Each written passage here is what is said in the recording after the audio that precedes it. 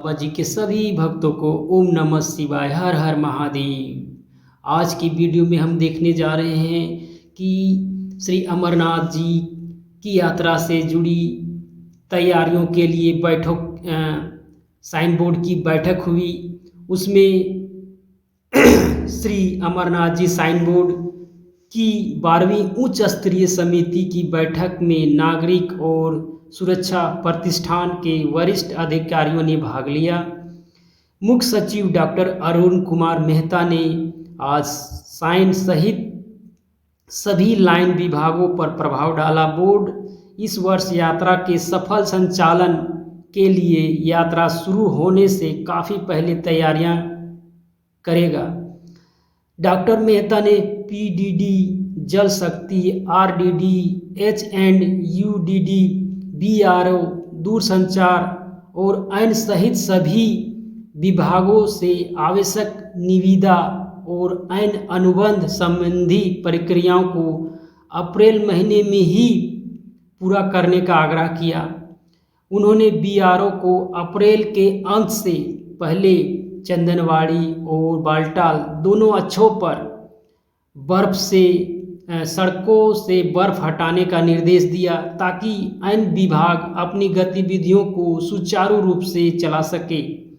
मुख्य सचिव ने दोनों मार्गों पर आपदा संभावित क्षेत्रों को चिन्हित कर यह सुनिश्चित करने पर जोर दिया कि ऐसे क्षेत्रों में जनोपयोगी सुविधाएं स्थापित न हो। उन्होंने निर्देश दिया कि इस संबंध में एनडीआरएफ से आवश्यक सहायता ली जाए ताकि वे प्रमाणित कर सके कि ऐसे क्षेत्रों में कोई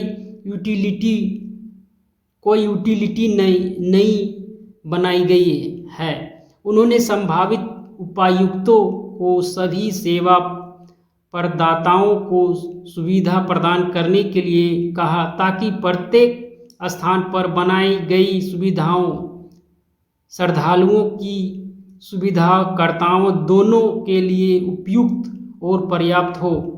उन्होंने उन्हें सलाह दी कि वे एक दूसरे के साथ समन्वय बनाकर काम करें और वर्क विंडो का बहुत ही कुशलता से उपयोग करें ताकि किसी भी स्थिति में जून के मध्य तक हर सुविधा तैयार हो जाए। उन्होंने नागरिक प्रशासन से पिछले साल उनके द्वारा शिविर के प्रत्येक स्थान पर और पवित्र गुफा तक की व्यवस्था के बारे में पूछा। उसने कहा कि जहां भी आवश्यक हो आवश्यक सुधारों के साथ उसी अभ्यास को दोहराएं।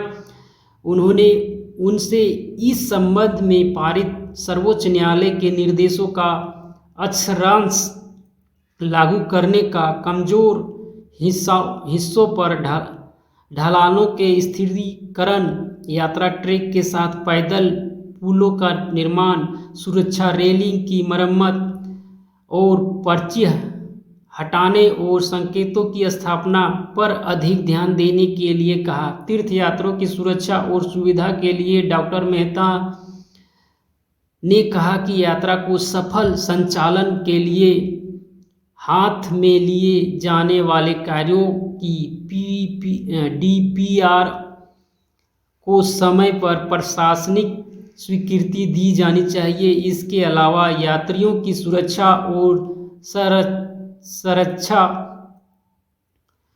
की दृष्टि से अधिक महत्वपूर्ण कार्यों की पहचान करने के लिए उनकी तकनीकी जांच भी प्राथमिकता के आधार पर की जानी चाहिए। उन्होंने इस वर्ष यात्रा शुरू होने से पहले रामबन में भवन को पूरा करने का निर्देश दिया। उन्होंने स्वास्थ्य, एफसीएस और सीए, आरडीडी, एचएंड-यूडीडी, डीएमआरआर, सूचना, आईटी और अन्य जैसे सभी विभागों को पिछले अभ्यास के अनुसार अपने नियमित कार्यों को पूरा करने के लिए जहां भी आवश्यक हो क्षमता बढ़ाने के लिए कहा। उन्होंने यात्रा के संचालन के लिए उनके योगदान को बहुत महत्वपूर्ण बताया और उन्हें उद्देश्य और तत्परता की भावना के साथ काम करने को के लिए कहा।